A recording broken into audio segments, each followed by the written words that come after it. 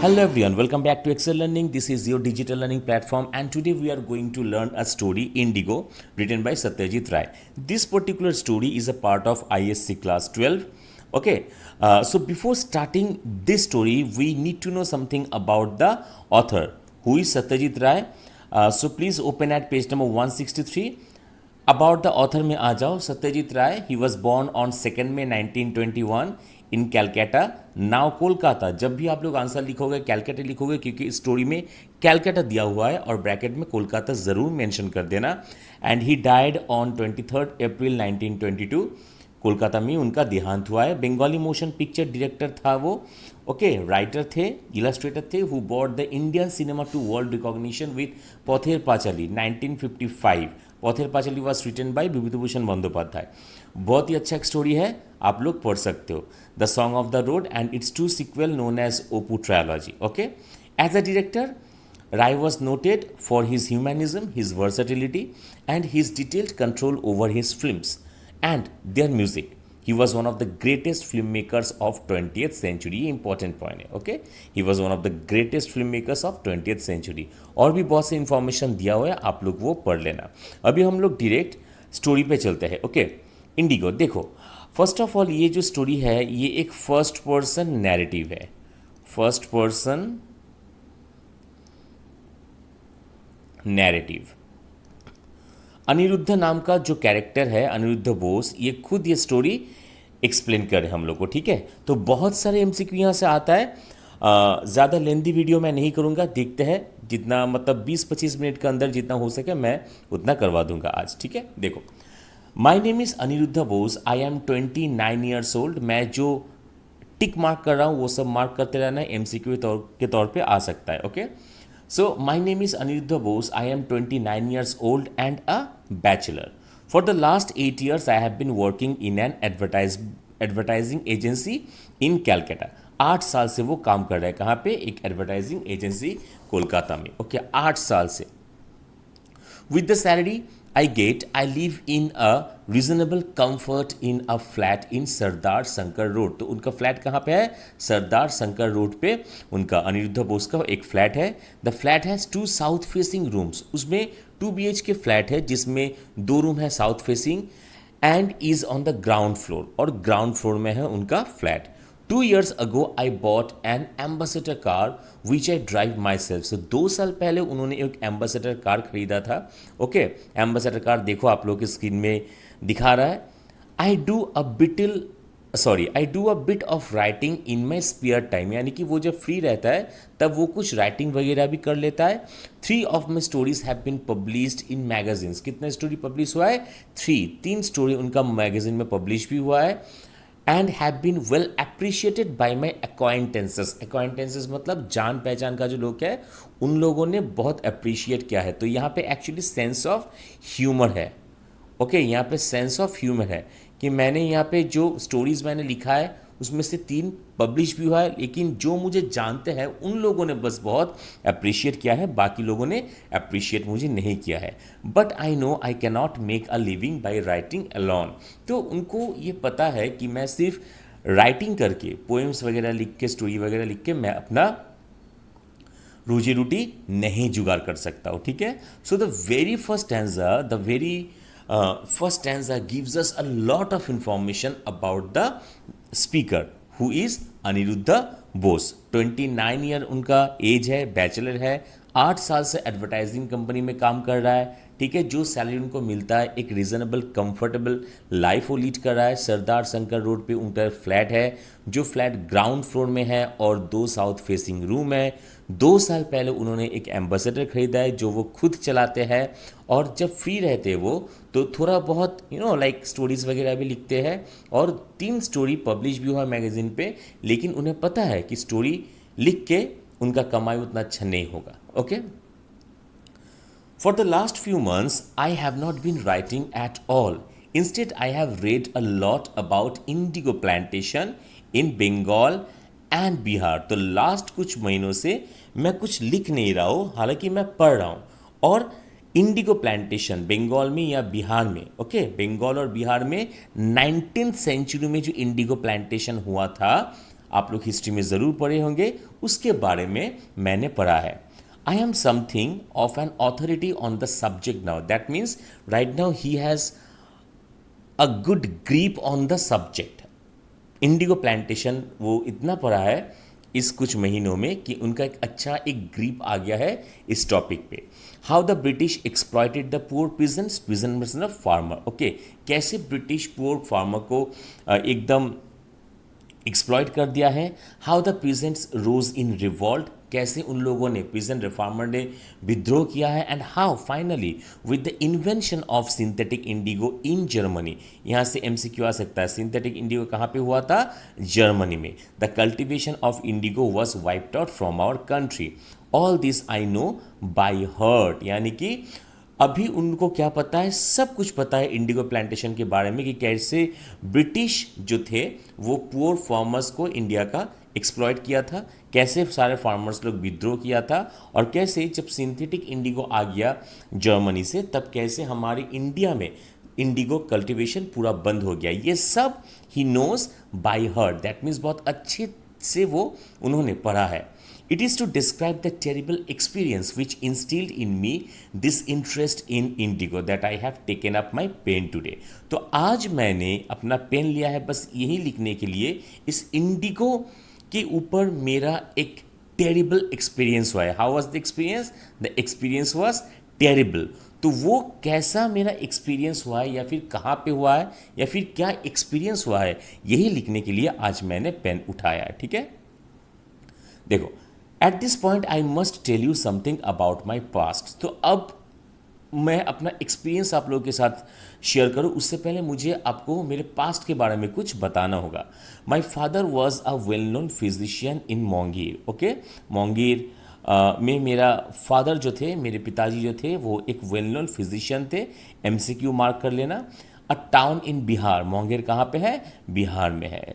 That is where I was born and that is where I did my schooling in a missionary school. तो मैं बिहार पे ही मेरा जन्म हुआ है, वहीं पे मैं बड़ा हुआ हूँ, वहीं पे एक मिशनरी स्कूल में मेरा जो एजुकेशन है वो हुआ है। I have a brother 5 years older than me. Okay, मेरा एक भाई भी है। ही studied medicine in England and is now attached to a hospital in a suburb of London called Golders Green. तो वो मेडिसिन लेके पढ़े है वो, और वो अभी लंदन में है, गोल्डर्स ग्रीन नाम के एक हॉस्पिटल में वो काम कर रहा है। He has no plans to return India, और उनका कोई इरादा नहीं है कि वो इंडिया में रिटर्न आए। My father died when I was 16। तो अभी उनका एज कितना है, 29। ओके, तो जब वो 16 साल का था तब उनके पिताजी जो थे वो गुजर गए। Soon after his death my mother and I left Monghyr and came to Calcutta where we stayed with my maternal uncle, यानी कि मामा। ओके, कि तो मेरा जब 16 साल था तब मेरे पिताजी का देहांत हो गया, और मेरे पिताजी का देहांत होने के बाद मैं और मेरी मम्मी हम दोनों कोलकाता में आ गए। अभी हम लोग अपने मैटरनल अंकल के साथ रहते हैं। I went to saint Xavier's college, MCQ. मैं सेंट जेवियर्स कॉलेज में गया and took my bachelor's degree. So from where did he take his bachelor degree? From saint Xavier's college. Soon after that I got my job with the advertising agency. इसका मतलब वो intelligent और brilliant student था, bright student था, कि bachelor degree खत्म करने के बाद ही उन्हें जॉब मिल गया। किसे जॉब मिल गया? अनिरुद्ध बोस को। My uncle's influence helped but I wasn't an unworthy candidate my self. जाहिर सी बात है कि मेरे मामा ने मुझे बहुत हेल्प किया था, लेकिन मैं भी अच्छा स्टूडेंट था। I was not an unworthy candidate. Okay, मैं खराब स्टूडेंट नहीं था। I had been a good student. I spoke English fluently, ये क्वालिटी है। And most of all I had a ability to carry my self well in an interview. तो यहाँ पे दो क्वालिटी यहाँ पे शो किया गया है, लिखा गया अनिरुद्ध बोस के बारे में कि मैं अच्छा इंग्लिश बोल लेता हूँ और मैं इंटरव्यू में अपने आप को बहुत अच्छी तरीके से कैरी कर लेता हूँ। तो हालांकि मेरा मामा का इन्फ्लुएंस था, उसके बावजूद भी मेरा भी क्वालिटी था। इसीलिए soon after finishing my bachelor degree I got the job. I hope clear. देखो, my early years in Mongir had instilled certain habits in me which I have not been able to give up. यानी कि मोंगीर में मेरा जो बचपन वहाँ पे गुजरा है, वहाँ पे कुछ हैबिट मेरा था, हो गया था, जो कि मैंने अभी तक छोड़ नहीं पाया. One of these was an over powering desire to go far away from the hectic life of Calcutta from time to time. So वो सब जो मेरा हैबिट एक तैयार हुआ था, उसमें से एक ये था कि कोलकाता का जो हेक्टिक जो लाइफ है, जो शेड्यूल्ड लाइफ है, वो हेक्टिक लाइफ छोड़ के कभी कभार मैं दूर चला जाता था. Okay, I had done I had done so several times ever since I bought my car. और ये मैंने बहुत ज़्यादा किया है जब से मैंने अपना कार खरीदा है. Okay, on weekends I made trips to Diamond Harbour, Port Canning and Hasnabad along the Dumdum road. So weekend में मैं चला जाता था दमदम, डायमंड हार्बर चला जाता था, कैनिंग में चला जाता था, हसनाबाद दमदम रोड होके चला जाता था. Each time I had gone alone because to be quite honest, यहाँ पे sense of honesty. Okay, a sense of honesty. और मैं जहाँ जाता था मैं अकेला जाता था, क्योंकि to be honest I did not really have a close friend in Calcutta. That means it conveys a sense of, just a second. Okay, it conveys a sense of solitude. Okay, देखो, तो I did not really have a close friend in Calcutta. That is why Pramod's letter, अब Pramod second character यहाँ पे entry हो गया. Okay, that is why Pramod's letter made me so happy. तो मैं weekend में चला जाता था कहीं पे भी घूमने, अकेला जाता था क्योंकि मेरा दोस्त वगैरह कोई भी नहीं था. इसीलिए प्रमोद का जब लेटर मिला तब मैं बहुत खुश हो गया. Pramod had been classmate in Monghyr. After I came away to Kolkata we continue to keep in touch for 3 or 4 hours. तो मैं जब मोंगीर में था तब प्रमोद और मैं एक साथ पढ़ता था, हम दोनों. ओके, हम दोनों क्लासमेट थे. तो हम जब कैलकाटा आ गए तब प्रमोद के साथ मेरा लगभग 3-4 साल तक मेरा एक टच में थे हम दोनों. Then perhaps it was I who stop writing. तो यहाँ पे भी सेंस ऑफ ऑनेस्टी. लेकिन मोस्ट प्रॉब्ली जहाँ तक मुझे याद आ रहा है, मैंने उसे खत लिखना बंद कर दिया. Suddenly, the other day when I came back from work, I found a letter from Pramod waiting for me on my desk. तो एक दिन मैं जब घर आया अपने काम से, तब मैंने देखा कि मेरे डेस्क के ऊपर प्रमोद का एक लेटर है. He had written from Dumka. वो कहाँ से लिख रहा है? दुमका कहाँ पे है? झारखंड में है. दुमका झारखंड में है. ठीक है. I have a job in the forest department here. I have my own quarters. Why don't you take a week's leave and come over? So it's a proposal. It's a proposal to Aniruddha from his friend Pramod कि मैं forest department में काम करता हूँ, मेरा यहाँ पे अपना क्वार्टर है. तुम एक काम करो भाई, तुम 1 हफ्ते का छुट्टी लेके आ जाओ, हम लोग एक साथ समय बिताएंगे. Some leave was due to me. कुछ लीव मेरा ड्यू था जो मैंने ऑफिस से नहीं लिया था. So I spoke to my boss. इसलिए मैंने अपने बॉस से बात किया. And on the 27th of April I shall remember the date as long as I live. So यहीं पे वो टेरिबल वर्ड जो है वो जा रहा है. उसी दिन ऐसा कुछ हुआ था जो अनिरुद्ध का जो एक्सपीरियंस है उसे टेरिबल बनाया है. तो फिर मैंने 27 अप्रैल को, और फिर वो बोल रहे कि मैं जितना दिन जिंदा रहूँगा ये डेट मैं कभी नहीं भूलूंगा. 27th of April I packed my bags and set off for Dumka. Set off मतलब to start a journey. Okay, so 27 April को मैंने अपना बैग पैक किया और मैं रेडी हो गया कि मैं दुमका के लिए निकल जाऊँ. Pramod had not suggested that I go by a car. It was my idea. So here the narrator, the speaker wanted to go by car. Actually, he has also told that Pramod did not suggest him to go by car. Why? Because Dumka was 2200 miles away. MCQ, Dumka, मैं जहाँ पे रहता हूँ कोलकाता, वहाँ से 200 mile दूर है. So it would take about 5 or 6 hours the most. MCQ. So from Kolkata, it will take 5 to 6 hours to reach Dumka. I decided to have a big breakfast, set off by 10 and reach there before dark. So it was a good plan, right? It was a good plan. तो उन्होंने ये plan किया था अनिरुद्ध बोस ने कि मैं एक big breakfast कर लूँगा, अच्छे से मैं ब्रेकफास्ट कर लूँगा, 10 बजे के आसपास मैं निकल जाऊँगा और फिर शाम तक मैं पहुँच जाऊँगा। At least that was the plan, यानी कि ऐसा मेरा प्लान था, लेकिन हुआ नहीं। But there was a snag right at the start, लेकिन जब मैंने अपना जर्नी स्टार्ट किया तभी से एक एक करके ऑब्स्टेकल जो है वो आने लगा। Again I had my meal and was about to put a paan in to my mouth, यानी कि मैं बस अपना मील लेके बस पान खाने ही वाला था, when my father's old friend uncle Mohit suddenly turned up, कि तब मेरे पापा का जो दोस्त था अंकल मोहित वो आ गए। He is a grave old man MCQ whom I was meeting after 10 years। वो बहुत ही ग्रेव मतलब सीरियस, ग्रेव मतलब सीरियस ओल्ड मैन था, ओके, जिनसे मैं 10 साल बाद, लगभग 10 साल बाद मैं मिला।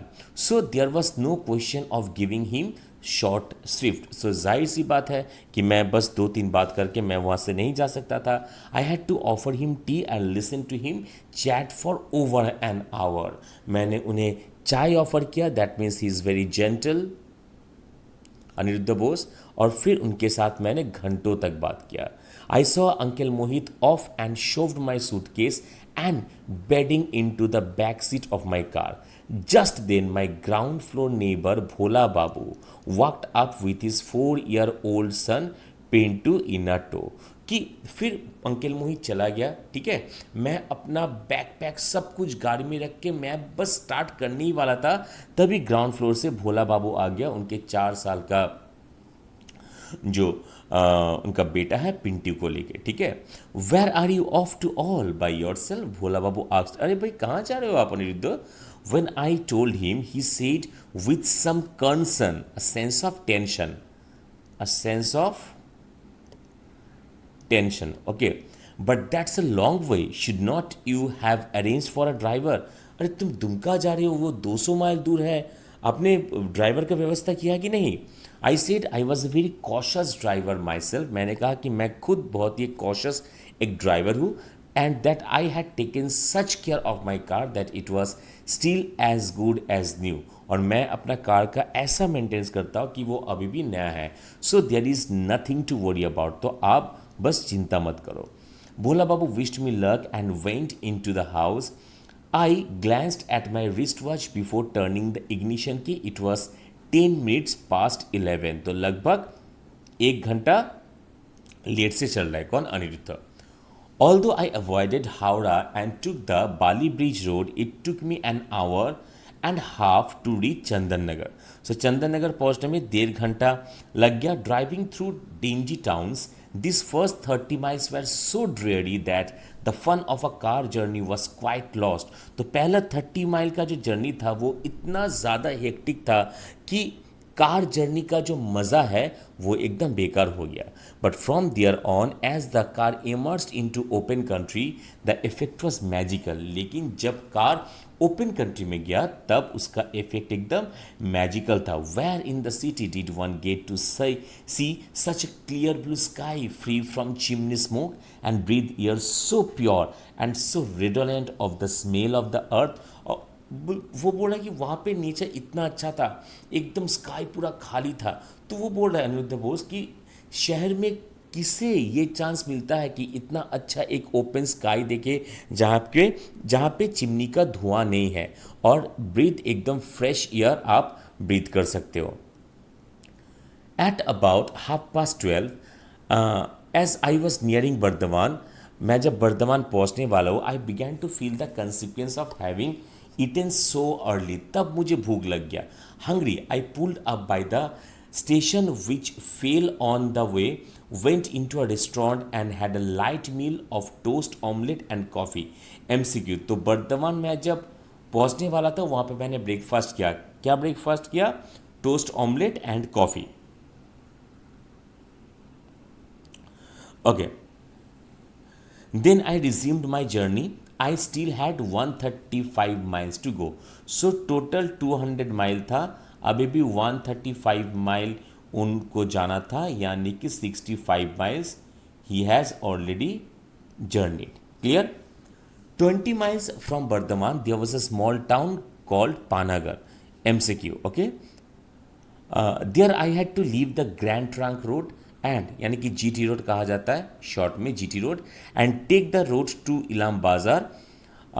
From Ilam Bazar the road went via Suri and Masanjot to Dumka. So ये पूरा प्लान है उनका, ओके? देखो, the military camp at Panagar had just come into view when there was a bang from the rear of my car. I had a flat tire. तो military camp कहाँ पे था? पानागर में था, ओके?